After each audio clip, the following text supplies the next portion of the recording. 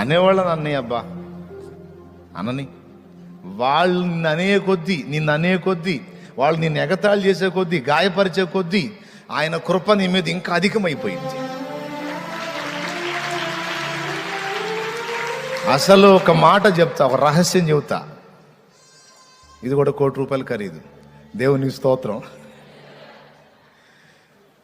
నిందించే వారిని, విమర్శించే వారిని, ఎగతాళి చేసే వారిని నువ్వు అడ్డగిస్తే అదనపు ఆశీర్వాదాలన్నీ పోగొట్టుకుంటావు.